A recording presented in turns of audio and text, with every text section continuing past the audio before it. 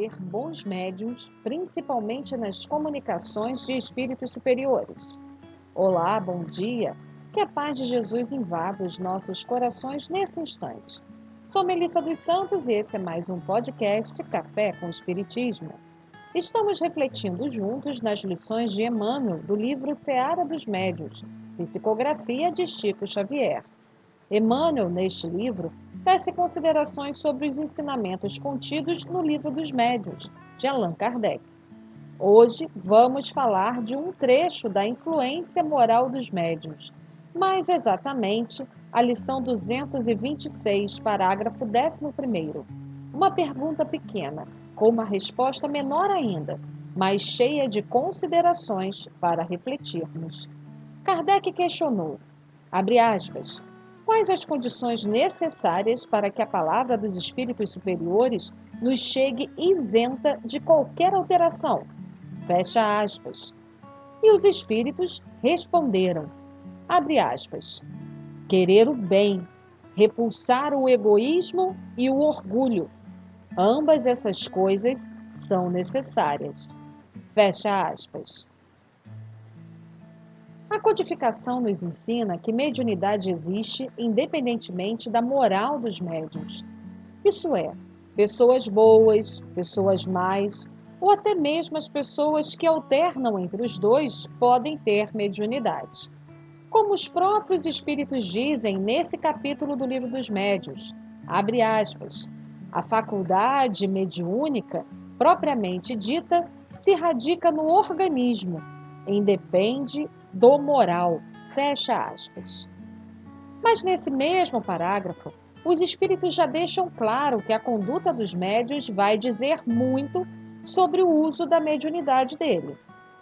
E isso se dá de maneira bem simples. O espiritismo nos explica que somos como rádios, que captamos ondas de som. Se quisermos tocar música clássica, teremos que sintonizar com a estação de música clássica. Mas se nossa antena só capta melodias de cunho negativo, depreciativo ou maldoso, é isso que irá tocar no nosso dial.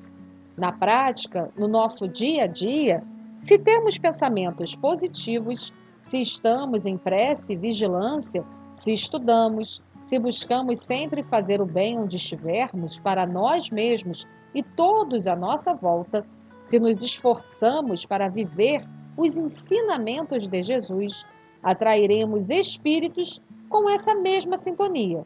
E os espíritos superiores encontrarão em nós um caminho mais tranquilo para a inspiração, ajuda ou até mesmo manifestação mediúnica, se for o caso, se Jesus nos chamar para esse tipo de trabalho. Mas se deixarmos o egoísmo, o orgulho falar mais alto, se não nos esforçarmos para combatê-los, se as derrapadas da vida acabarem virando hábitos infelizes, se deixarmos o bem de lado, atrairemos espíritos também com essa mesma conduta. Sendo assim, mesmo não sendo diretamente direcionada, a moral do médium faz toda a diferença na qualidade do trabalho mediúnico. Mesmo quando o médium serve de ponte para a manifestação de um espírito em sofrimento, ou ainda atraído pelo mal em uma reunião mediúnica, por exemplo, a moral do médium, o amor que há dentro dele, o esforço para manter uma conduta reta, vai ajudar no acolhimento daquele irmão em dor que se manifesta, levando o alento e até ajudando aquele espírito a ter um outro olhar sobre si mesmo. E no caso de passividade de espíritos superiores, a nossa conduta vai nos ajudar a alcançar sintonias mais altas, para que possamos ser instrumentos afiados, fiéis e de uma boa comunicação daquele espírito que vem nos ajudar, dar uma mensagem de amor. Mas talvez agora você possa estar se perguntando, como eu faço para ter essa moral mais elevada? Como eu, como médium, posso ser um bom instrumento aos interesses divinos na seara de Jesus? É sobre isso que Emmanuel vai nos esclarecer. O texto de hoje, intitulado Três Atitudes, serve de alerta para todos nós que queremos exercer com consciência, gratidão e da melhor forma a nossa mediunidade, aproveitando essa oportunidade ímpar de aprendizado, crescimento e trabalho no bem. E vamos ao texto. Diz o benfeitor, abre aspas, entendendo-se que o egoísmo e o orgulho são qualidades negativas na personalidade mediúnica, obscurecendo a palavra da esfera superior, e compreendendo-se que o bem é a condição inalienável para que a mensagem edificante seja transmitida sem mescla, examinemos essas 3 atitudes em alguns dos quadros e circunstâncias da vida. Na sociedade, o egoísmo faz o que quer, o orgulho faz como quer, o bem faz quanto pode, acima das próprias obrigações. No trabalho, o egoísmo explora o que acha, o orgulho oprime o que vê, o bem produz incessantemente. Na equipe, o egoísmo atrai para si, o orgulho pensa em si, o bem serve a todos. Na amizade, o egoísmo utiliza as situações, o orgulho clama por privilégios, o bem renuncia ao bem próprio. Na fé, o egoísmo aparenta, o orgulho reclama, o bem ouve. Na responsabilidade, o egoísmo foge, o orgulho tiraniza, o bem colabora.